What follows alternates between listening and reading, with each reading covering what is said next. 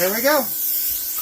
One interesting thing about being a YouTuber and working with tools is that if you get a sponsorship from one company, as I was by HITBOX here, with their plasma cutter with integrated compressor and their welder that is capable of doing TIG and aluminum also, these are amazing. I've used them consistently for the last 2.5 months and love both of them. I'll have links down below. But inevitably, the cheaper competitor will always get a hold of me. And in this case, I decided to accept the challenge.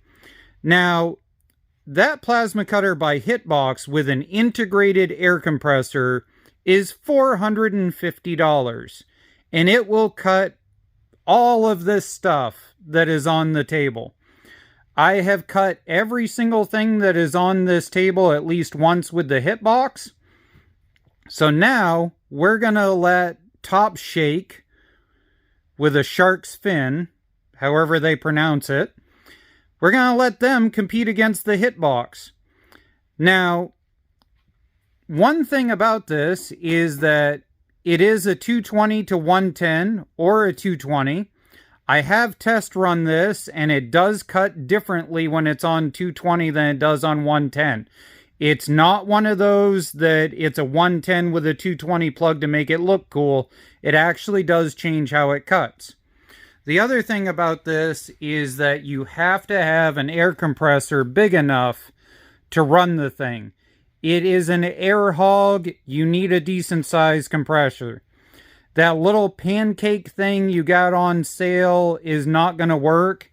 You need a full-size compressor to run it. This one here I made myself out of a hot water tank. It's 220. And we'll hear it kick in as we work with this. So what we're going to do is we're going to cut through, or attempt rather, to cut through each item here with 110 volts. Then we're going to stick it on 220 and we're going to redo each item here. There's a couple here I'm not expecting 110 to do. I'm not expecting it to do the hardened shaft that comes out of the center of a lawn tractor spindle. I'm not expecting it to be able to do the spring steel. I've taken the time to already pre-cut starter cuts with a grinder so that it will fire without having to have issues. This is your standard Ford bumper bolt, which inevitably up here in Maine we always have to cut off with torches. I don't remember where this one came from, but it's actually in decent condition. But these are grade 8, so we'll try and slice the end off of that and then slice it again. This is your standard grade 5 bolt that you find in the spindles on the front of zero turns and stuff like that. These are always bent and have to be sliced out half the time. And a lot of people get into knife making, and they buy a plasma cutter in order to make it faster to make knives out of old lawn tractor blades. I've seen that as a very common comment on my older plasma cutter videos, so we're going to try that also. And we'll turn this on. And right now we're on minimum everything. So let's ground that. And it's going to be awkward here, but I'm going to try to cut so that you guys can see everything.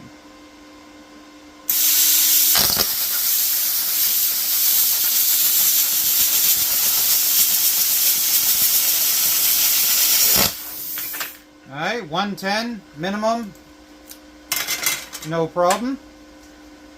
Now this one I haven't cleaned up very well, but we'll see what happens. This is probably a little more than 1/8 of an inch. We'll try and take a chunk out of it.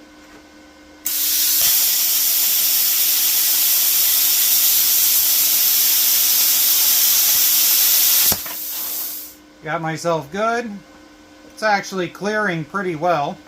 Let's just cut the end off here.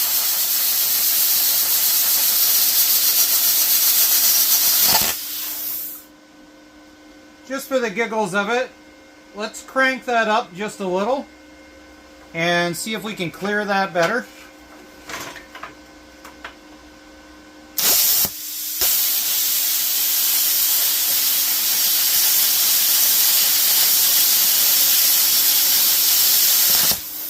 Much better. So after cranking that up, that definitely worked. Yet again, we're still on 110. Okay. Knife making lawn tractor blade.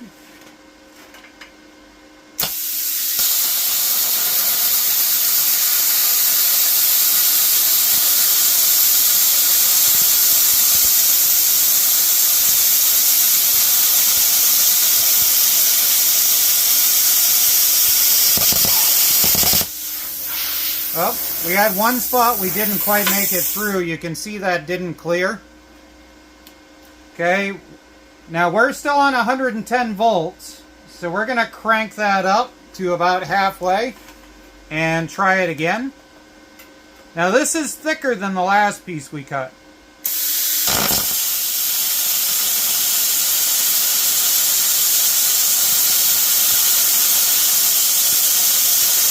I can see that this is going to be a dirty cut, but it is working. There we go. So that's a dirty cut. For the giggles of it, let's put this thing at full bore and see if we get a clean cut on that. 110 volts.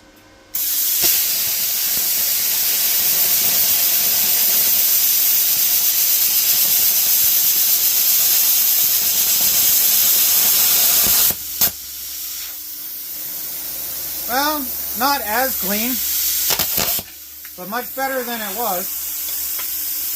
Okay, we'll put that back to 50%. Set that aside.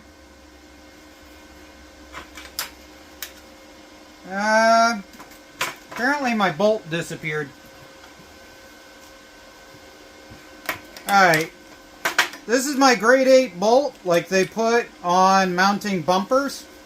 Let's see if we can cut the end off of it. Now, I'm going to crank this because I know from past experience it's going to need to be. So 110 volt cranked.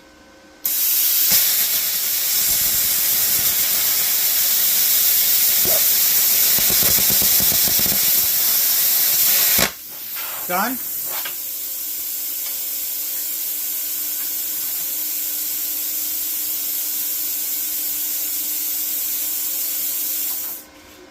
Okay, coil spring, 110 volt cranked.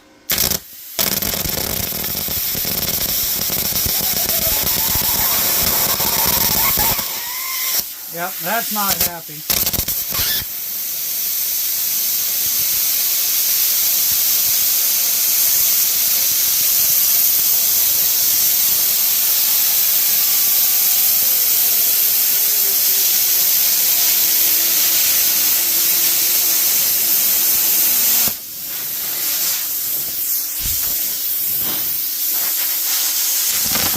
Whoops. Yeah, whatever you do, don't get that near there. Bad idea.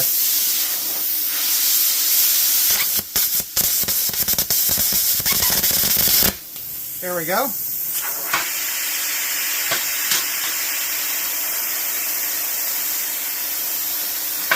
Okay, grade 5. This really shouldn't take anything to do.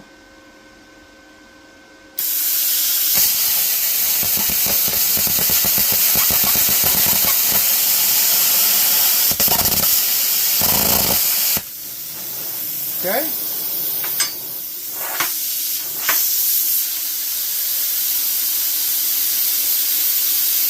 Mild steel. We're going to slice off this piece on the triangle here. These came off of shipping containers. We're just going to see if we can slice this mild steel piece off.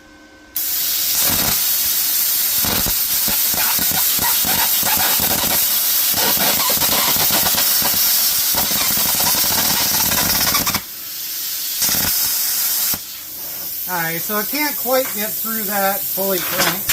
Whoops. Alright. So we would have made it through, but we got to do a couple angles. Obviously, if it couldn't make it through that, it's not going to make it through this. Or at least I don't think it will. But we're going to try it anyway, just to see if we can pivot it and be able to get it to cut. So here we go.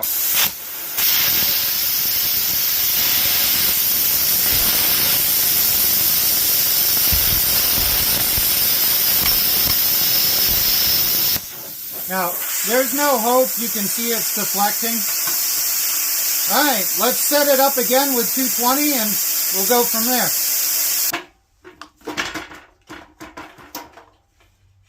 There we go. That's hot. That's actually really hot. That's not safe or whatever at all. So let's put this in. Let's give it the beans so that it's got 220 like it really ought to have. Here we go. Let's get this clicked on. Let's put this on minimum.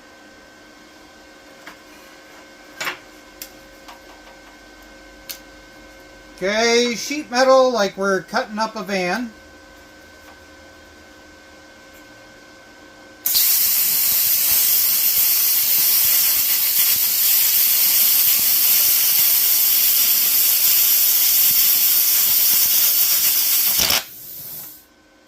The interesting thing is I think it actually cut that better when it was on the 110.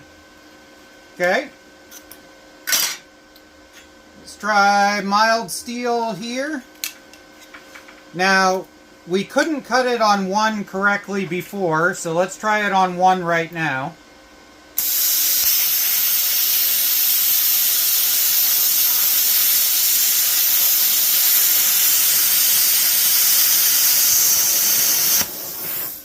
Okay, we didn't quite make it through.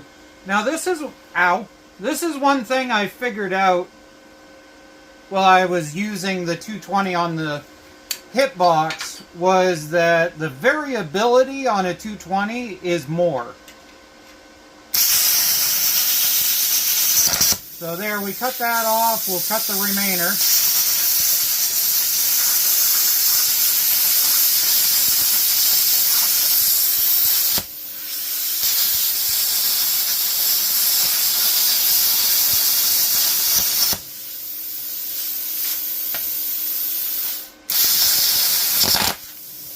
I just knocked the grade 8 bolt off again.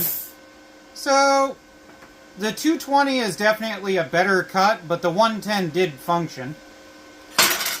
Since we knocked down the grade 8, why don't we grab it and why don't we try it again? So there's our grade 8. And we're going to crank this thing.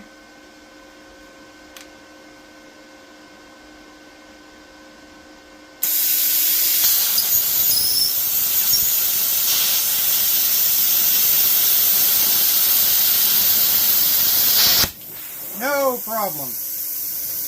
Nice, clean cut, way better than the 110.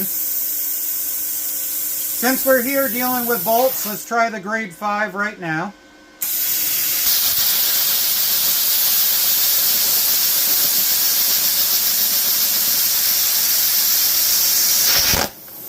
Done, no quibbles, way faster than the 110. Okay, we've got our lawn tractor blade for the knife makers.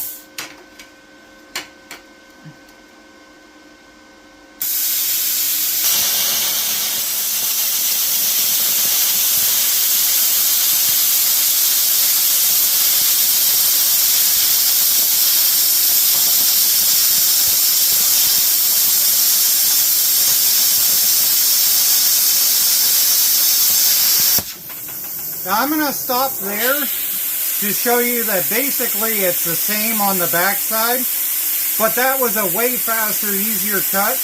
The other thing I wanted to show you is that when you're running on 220, the hole that it blows through the metal is much bigger than the 110. It's almost double the width. There, just to feel finished.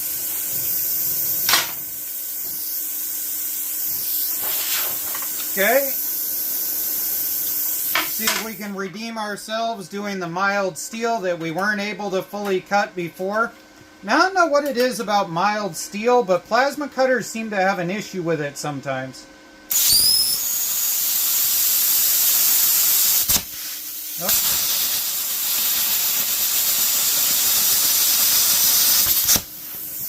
There we go, just for the sake of it.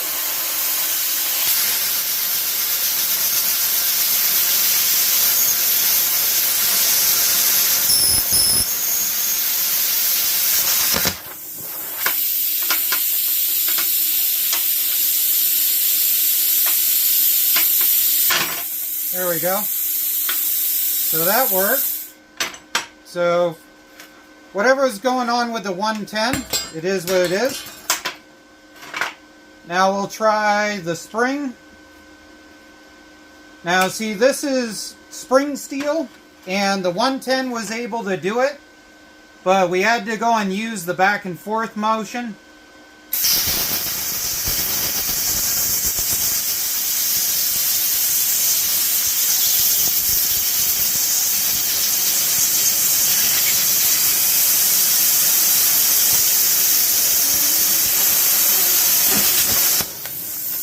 As you can see, that sliced it off in one go without flinching.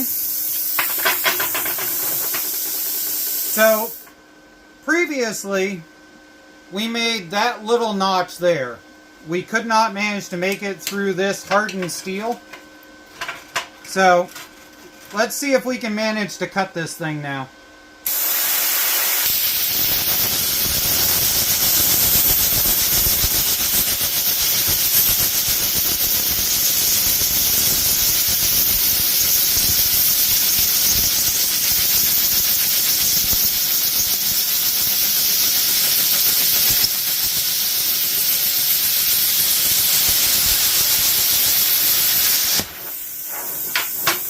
There we go.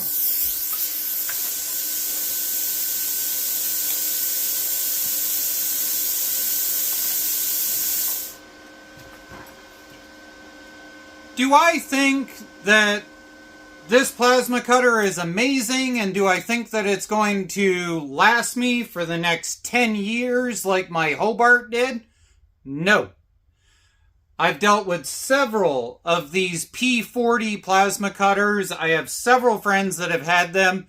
Some of them last for like 6 months. Others last for 2 years. The oldest one that I'm aware of in my circle of friends is, I think it's about 3.5 years old at this point. But I've seen these things personally. I had one here in the shop that dropped dead after using it twice. It's a gamble. I do think that the HITBOX that I'm working with now is a much better plasma cutter than this is. But if I didn't have the $450, this would probably be a good Asian name brand to think on.